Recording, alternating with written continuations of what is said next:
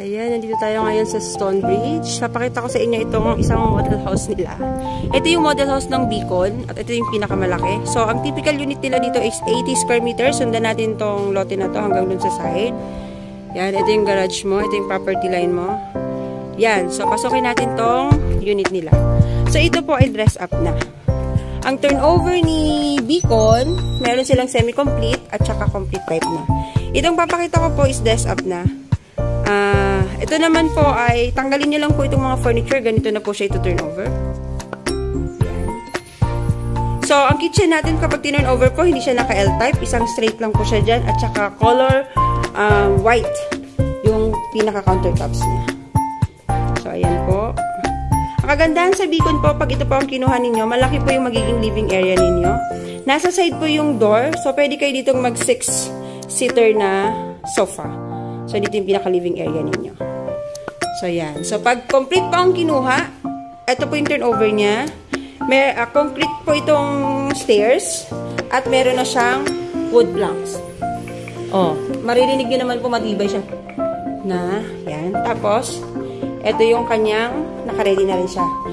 At, ito po yung first toilet and bath dito sa first floor. Yan. So, ganito na siya turn over. Hello! Ayan. So, ganyan na siya pag tinurn over. Akit po tayo sa taas. So, mapapansin nyo, no? High ceiling sila dito. O, diba? So, akit tayo. Ayan. Si Beacon po ay merong 3 bedrooms. Kapag complete na, ganitong turnover. Pero pag semi-complete, mamaya, papakita ko sa inyo. So, meron kayong natural light dito. Tapos ditong ilaw na yan. Ito yung first bedroom. Ito tayo dito sa side. Ito yung master bedroom. Diretso po siya dito sa garage, balcony. Mapapansin nyo po yung turnover ng ayan. Yan, nandun po banda yung available natin. May mga nakatira na po dyan, no? Ongoing pong ginagawa ngayon yung swimming pool. Adult and then kiddie pool yan. Ito po yung entrance lang natin. So, kapag nag-avail po kayo ng remaining units namin, doon lang po siya banda. Walking distance lang po siya halos dito sa amenities. Tapos, ito yung road natin. Then, ayan na po yung entrance ng Stonebridge. Ito yung covered court. Yan. So, lahat ng door natin, ganito siya. So, maganda yung door niya, yung quality ng door. Hindi siya alikabukin. Naka-double lock, pati po sa baba, parehas lang. Yan. Then, meron siyang pinhole na ganyan. Ganyan siya. So, yan. Ito yung pinaka-master bedroom niya. Lahat ng kwarto, merong provision for aircon. Yan. Ito yung pangatlong bedroom niya. Yan. So, meron na rin siyang toilet dito. Yan. Pinapakita ko po ito para makita nyo po kung anong itsura niya kapag complete po yung ang iakabin nila. Yan. So, ngayon, puntahan naman natin yung turnover ng semi-complete para makita nyo po yung difference. So, puntahan natin. Yan. Ay, papakita ko pala dito sa likod, yung service area. Yung iba pong mga nakatira dito, ang ginawa po nila, inalis po nila to, in-extend po nila yung kitchen nila dito sa labas. Allowed po tayo dito mag-expand. Ayan. Yan. So, diba? Napakalawak pa niya. So, yan. Ito po yung property line nyo. Kung inner lot pa ang kukunin, allowed po tayo dito magpa-expand. Ayan. Kung gusto nyo pong mag-additional ng kwarto pa dito sa side na to.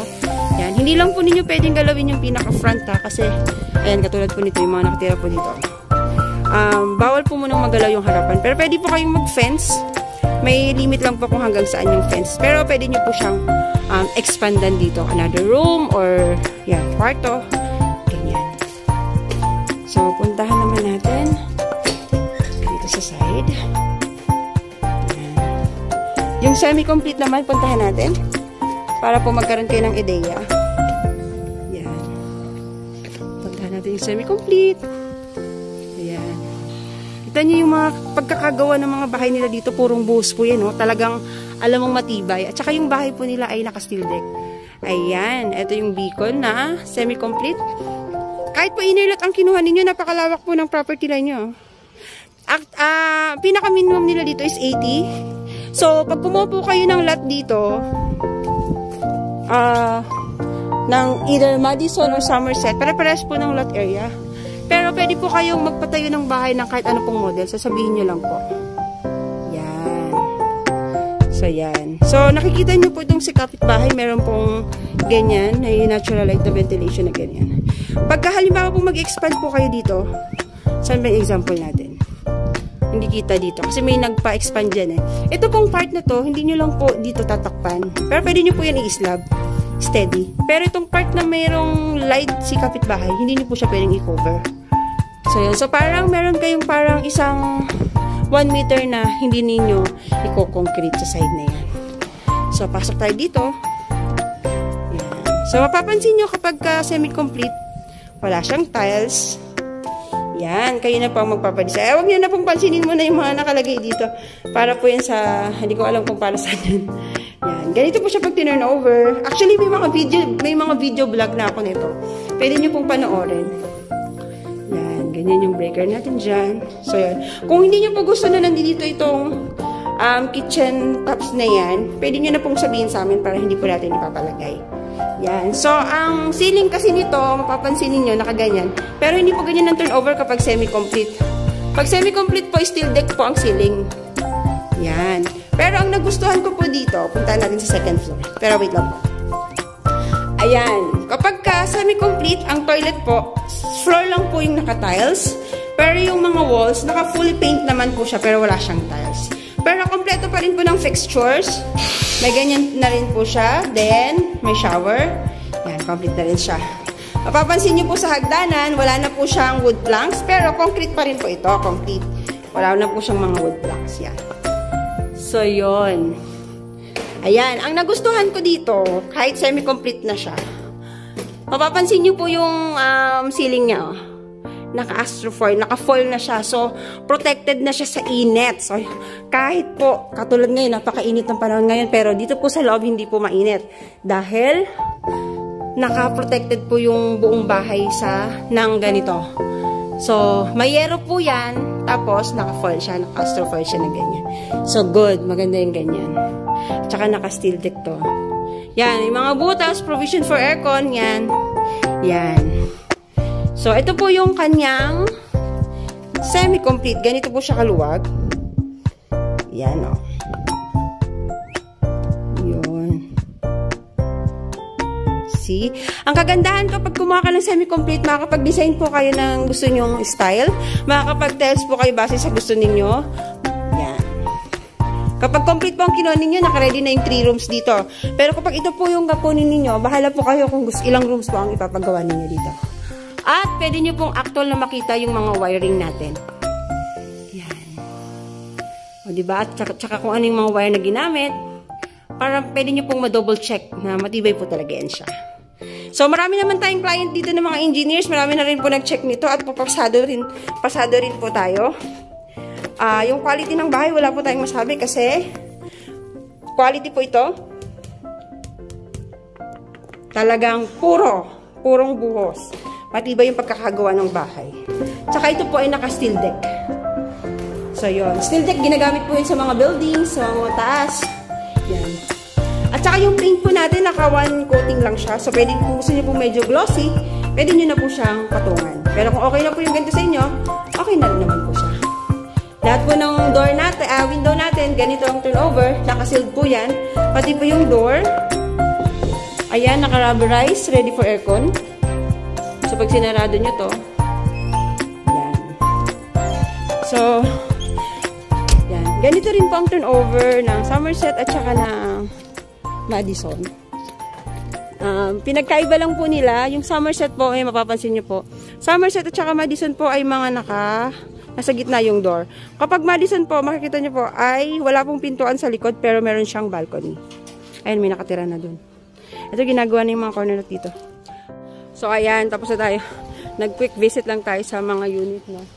Kasi, marami nagtatanong. Hindi na ako masyado nagbablog kasi dito dahil nga, for privacy na rin. Marami na rin kasi nakatira dito. Pero, kung gusto nyo makita yung mga bahay dito na, ay, grabe, ang gaganda. I-PM nyo ako para pwede ko sa inyo i-send kasi bawal tayo mag-post na. So, yun. So, yun lang po. Ito, update ko kayo dito sa may clubhouse. Ito. Ginagawa na po yung pool dito. Nakita ko na at parang nagka-tiles na sila. Hindi ko lang alam kung pwedeng i-video. Ayun o, ginagawa na po sa loob yung pool. Yan o. Yan, ginagawa na po yung adult pool at saka kiddie pool. Ayan. So, yan lang po. Na-miss ko na mag-vlog dito, tsaka na-miss ko na rin sumagot ng mga inquiry ninyo. Kung may tanong po kayo, message nyo lang po ako, nandyan na sa screen. Mas maganda po kung magdadirect po kayo sa Facebook namin kasi mas mabilis po akong makausap dyan. Christopher De Vera, ayan, nandiyan dyan. Tsaka nawawala, tsaka huwag nyo na pong i-update yung Viber ko kasi naglolo ko po yung Viber ko. Yan na lang po Messenger, tsaka may contact number po kami dyan. So, ayan. Tingnan nyo po yung entrance nila. Pakita ko po sa inyo. Ay, kuya. Thank you po. Yan. Ito yung kanilang gate. So, itong nakikita ninyo, pansamantala lang muna yan. Marami pa pong mangyayari dito sa pinaka-entrance kasi magkakaroon po dito ng parang bridge kasi yun naman talagang original. So, hintay lang po kayo sa matapos yung bandang dulo natin na project kasi hindi natin pwedeng masyadong daan-daanan na ng mga mabibigat na mga truck dito sa harapan. So, ito lang muna ang ating pang finale. Pero, tingnan nyo naman, kahit pang finale yan, ay pang harapan, napakaganda. At, ang lawak ng pinaka-entrance nila, oh. Nandun, Loyola Street po yan. Yung kabila po niyan is Governor's Drive na. So, napakalapit po ng Carmona, Stonebridge, States, Carmona, sa Alabang. 15 to 20 minutes na sa Alabang ka na. So, lalo na ngayon, price increase na naman kasi lalo na Carmona City na tayo, o, di ba? So, yun lang po. May tanong kayo, message lang. Hindi po dito bahain, ha. Ang dami nagsasabi kung bahain. Nasa city tayo, hindi po tayo bahain dito. Lulubog muna ang Laguna bago tayo. So, yun lang po. Salamat. Bye!